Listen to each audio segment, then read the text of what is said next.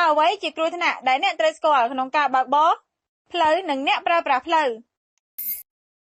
នៅពេលដឹងថាកង់បែកឬធ្លាយតើអ្នកត្រូវធ្វើដូចម្តេចត្រូវបន្ថយល្បឿនទប់ចង្កូតឲ្យជាប់និងកាត់ចង្កូតឲ្យត្រង់តាមគន្លងផ្លូវមូលហេតុអ្វីខ្លះដែលធ្វើឲ្យរថយន្តរអិលរេជន់ហ្វ្រាំងខ្លាំងកាត់ចង្កូតខ្លាំងបង្កើនល្បឿនខ្លាំងឬបើកបរលឿនពេកនៅពេលរថយន្តអ្នករអិលរេនៅលើផ្លូវស្ងួតតើអ្នកត្រូវធ្វើដូចម្តេចបន្ថយល្បឿននិងមិនត្រូវជន់ហ្វ្រាំងទេនៅពេលហ្វ្រាំងខូចតើអ្នកត្រូវធ្វើដូចម្តេចដាក់លេខចុះតាមលំដាប់និងចាប់ហ្វ្រាំងដៃថ្នមៗរកកន្លែងចតរថយន្តនៅពេលយប់ក្នុងពេលជួបយានយន្តមកពីទិសផ្ទុយតើអ្នកត្រូវទម្លាក់ភ្លើងហ្វាមកកូតវិញក្នុងចម្ងាយប៉ុន្មានប្រហែល160ម៉ែត្រនៅក្នុងការបើកបរកាត់ភ្លៀងខ្លាំងឬកាត់ទឹកជ្រៅតើធ្វើដូចម្តេចដើម្បីឲ្យហ្វ្រាំងឆាប់ស្ងួតត្រូវជន់ហ្វ្រាំងសម្ងួតក្នុងការបើកបរនៅពេលអាកាសធាតុក្តៅខ្លាំងតើកង់រថយន្តមានសភាពដូចម្តេចកង់តឹងក្នុងការជន់ហ្វ្រាំងចុះទោះដូចគ្នាមួយជាន់ដកមួយទៀតជាន់ជាប់តើមួយណាធ្វើឲ្យកម្ដៅហ្វ្រាំងកើនក្តៅជាងការជាន់ដកនៅពេលបើកចូលផ្លូវកោងតើកម្លាំងអ្វីដែលអាចធ្វើឲ្យរថយន្តក្រឡាប់កម្លាំងចាក់ផ្លិតតើចម្ងាយអ្វីខ្លះដែលអ្នកយកមកគណនាចម្ងាយឈប់របស់រថយន្តចម្ងាយប្រតិកម្មនិងចម្ងាយចាប់ហ្វ្រាំងដើម្បីសម្រួលការដាក់លេខឡើងឬចុះតើត្រូវផ្ដាច់អំប្រយោលប៉ុន្មានដង2ដងតើមូលហេតុសំខាន់អ្វីខ្លះដែលធ្វើឲ្យហ្វ្រាំងឆាប់កើនកម្ដៅនៅពេលជន់ហ្វ្រាំងផ្ទុកទំនិញហួសកម្រិតកំណត់និងបើកបរក្នុងល្បឿនលឿនបើទម្ងន់និងល្បឿនកើន2ដងរួមគ្នាតើចម្ងាយឈប់កើនឡើងប៉ុន្មានដង8ដងដើម្បីមើលទៅមុខឲ្យបានឆ្ងាយគ្រប់គ្រាន់តើអ្នកត្រូវការមើលក្នុងចម្ងាយប៉ុន្មានវិនាទី12ទៅ15វិនាទីតើអ្នកបើកបររថយន្តធុនធ្ងន់លើសពី 3.5 តោនឬប្រវែងបណ្ដោយលើសពី7ម៉ែត្របើកបរបន្តកន្ទុយគ្នាក្នុងល្បឿនដូចគ្នាត្រូវទុកចន្លោះសុវត្ថិភាពប៉ុន្មានម៉ែត្រយ៉ាងតិច50ម៉ែត្រតើកម្ដៅនៅដំបូលហ្វ្រាំងកើនឡើងប៉ុន្មានអង្សាទើបការជន់ហ្វ្រាំងគ្មានប្រសិទ្ធភាព400អង្សាបើទម្ងន់កើនឡើង2ដងតើចម្ងាយឈប់កើនឡើងប៉ុន្មានដង2ដងបើល្បឿនកើន2ដងតើចម្ងាយឈប់កើនឡើងប៉ុន្មានដង4ដងក្នុងការបើកបរនៅលើផ្លូវសើមតើអ្នកបើកបរត្រូវបន្ថយល្បឿនប៉ុន្មានភាគរយលើផ្លូវស្ងួត1/3លើផ្លូវស្ងួតតើមូលហេតុអ្វីខ្លះដែលធ្វើឲ្យកង់រអិលរេនៅពេលបើកបរលើផ្លូវស្ងួតបង្កើនល្បឿនបើកបរលឿនចាប់ហ្វ្រាំងខ្លាំងកាត់ចង្កូតខ្លាំងតើមូលហេតុអ្វីដែលធ្វើឲ្យកង់ក្រោយរអិលបង្កើនល្បឿនខ្លាំងពេកតើមូលហេតុអ្វីដែលធ្វើឲ្យកង់មុខរអិលរេបើកបរលឿនពេកលើផ្លូវមិនរាបស្មើក្នុងការបើកបរនៅក្រៅទីប្រជុំជនតើអ្នកត្រូវទុកចន្លោះសុវត្ថិភាពប៉ុន្មាននាទីយ៉ាងតិច2នាទីតើចម្ងាយឈប់របស់រថយន្តធុនតូចក្នុងល្បឿន90គីឡូម៉ែត្រក្នុង1ម៉ោងមានប៉ុន្មានម៉ែត្រប្រហែល81ម៉ែត្រក្នុងការបើកបរនៅក្រៅទីប្រជុំជនតើអ្នកត្រូវទុកចន្លោះសុវត្ថិភាពប៉ុន្មានវិនាទីយ៉ាងតិច2វិនាទីនៅលើផ្លូវសើមតើចម្ងាយចាប់ហ្វ្រាំងកើនឡើងប៉ុន្មានដង2ដង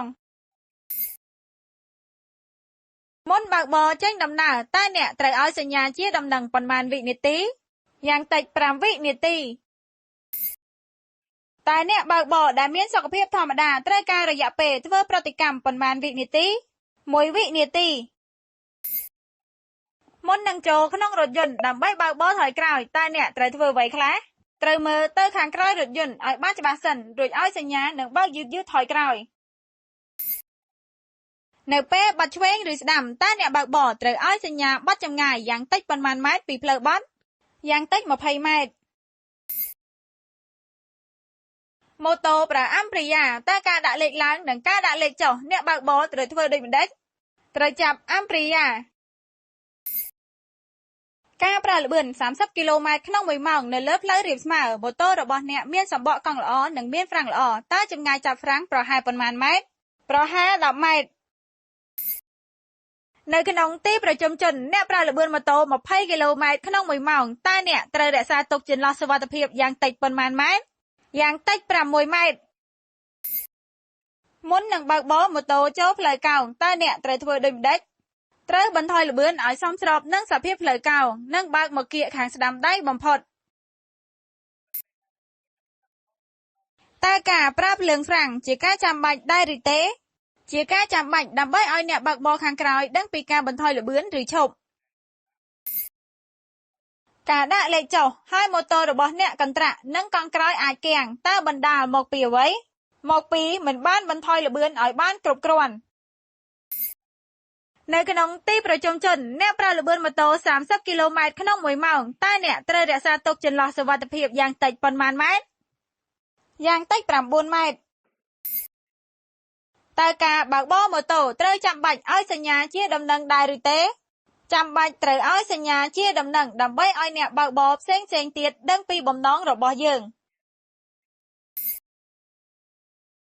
ដើម្បីជៀសវាងការរអិលនៅលើផ្លូវដែលមានខ្សាច់ឬថ្មតូចៗតើអ្នកបើកបរម៉ូតូត្រូវធ្វើដូចម្តេចត្រូវបន្ថយល្បឿនទប់ចង្កូតឲ្យត្រង់មិនត្រូវចាប់ហ្វ្រាំងឬដាក់លេខចុះឬធ្វើការបត់ដោយសង្ខុញឡើយ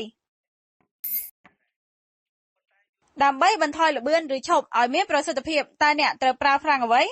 ត្រូវប្រើហ្វ្រាំងជើងហ្វ្រាំងក្រោយនិងហ្វ្រាំងដៃហ្វ្រាំងមុខការប្រើល្បឿន70គីឡូម៉ែត្រក្នុង1ម៉ោងនៅលើផ្លូវរាបស្មើ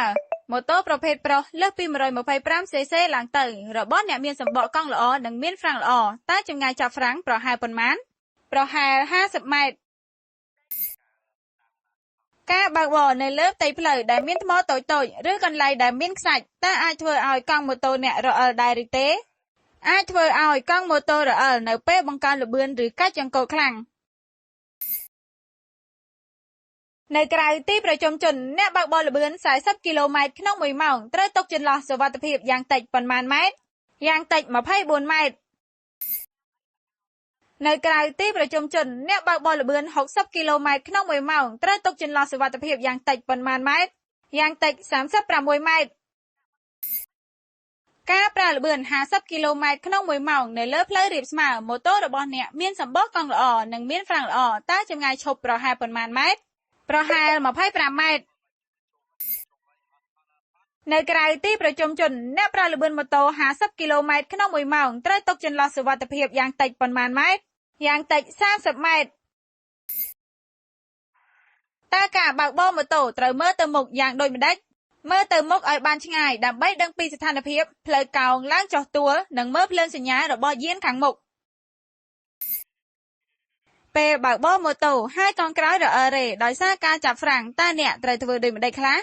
ត្រូវកាច់ដៃចង្កូតទៅរកទិសដែលរអិលរេនោះពេលបើកបរម៉ូតូហើយចង្កូតញាក់តើបណ្ដាលមកពីអ្វីកង់បោឬកាំរលុងបាដាងកង់រលុងកង់ធូរឬក៏ផ្ទុកខាងក្រោយធ្ងន់ពេកនិងបាដាងចង្កូតមិនប្រក្រតី